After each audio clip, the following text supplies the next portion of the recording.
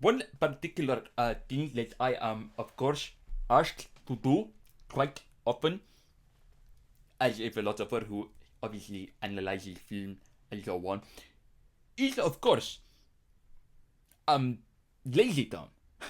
you, you know, you would think that it would be a simple child show, just to make people healthier and so on. But no, no, no, no, no, no. It is actually quite enlightening.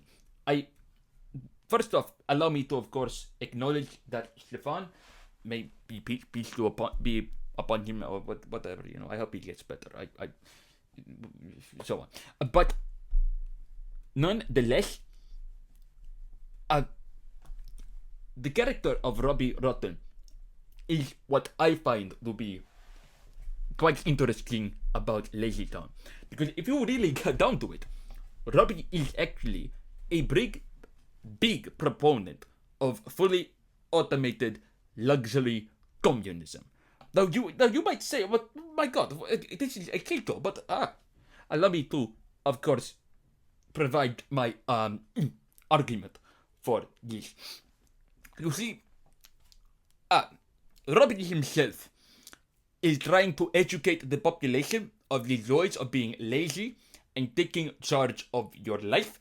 Meanwhile, Scandinavian Slothstems invade his town trying to pass off hard labor as something fun. Robbie correctly sees this as indoctrination into the capitalist system and tries to get rid of Spartacus as revenge of his killing of Laura Luxemburg. In the midst of all of this, we have Stephanie, the poster child of modern liberal identity politics, most notably feminism.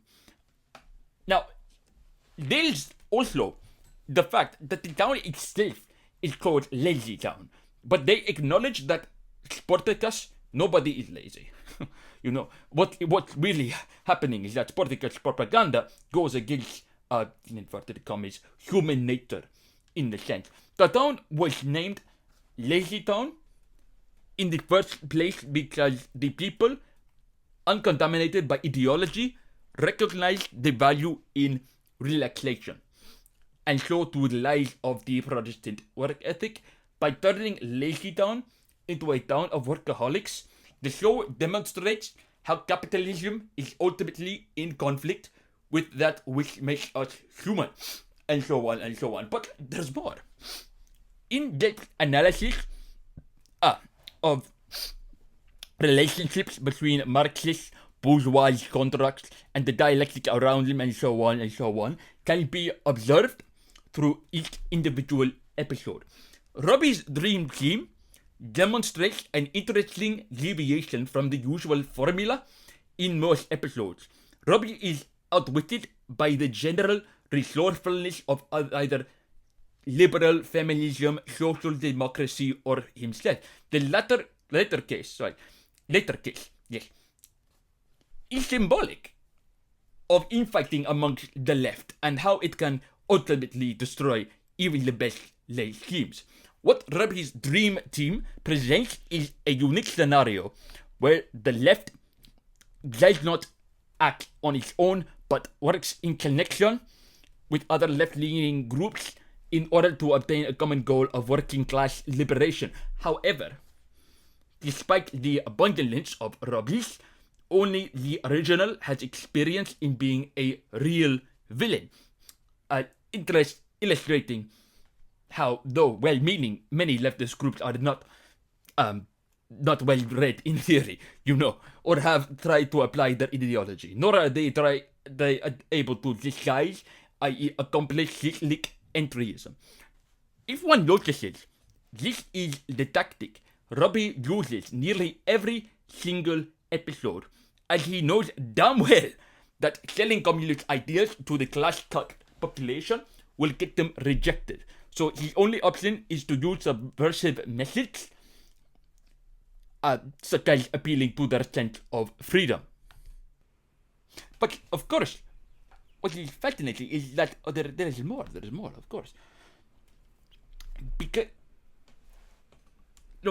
the episode then, of course, transitions into the song "We Are Number One."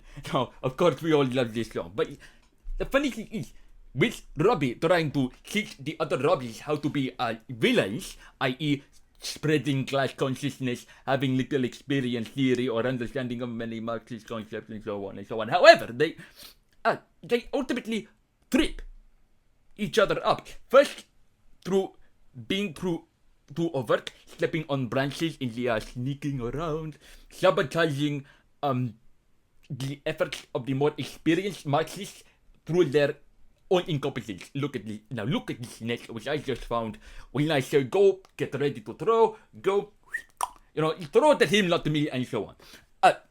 Or just in general, falling over themselves in an attempt to be dialectical. He slip and slide on this banana peel. Now, despite these normally damning setbacks, Spartacus doesn't manage to wise up, showing how social democrat, low antagonistic towards the communist cause, ultimately do not see them as too much of a threat unless they directly see their plans come to fruition, signifying how short terms think they have a common cause with Marxism. Oh, no. The Robins end up surprisingly successfully capturing Spartacus. Actually, hey, revolution, here we go. Subduing the subversive elements of social democracy and paving the way for bringing class consciousness to lay it down. However, the newly converted Marxists failed to stop Stephanie, the girl of liberal feminism.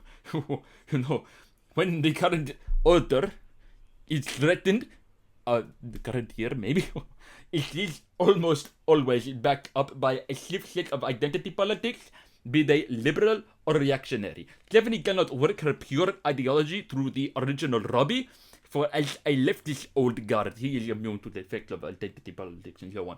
However, Stephanie is able to manipulate the other Robbies, given that they are recently converted liberals. They still hold on to sympathy with to feminism and intersectionality and so on and so on. Thus, identity politics are able to sneak their way through and infiltrate the ranks of Marxists, symbolized by Stephanie sneaking an apple down to Spartacus. And by the time the old guard notices the COINTELPRO, it is too late. And the other would-be Marxists have been reduced to puppets of liberal feminism.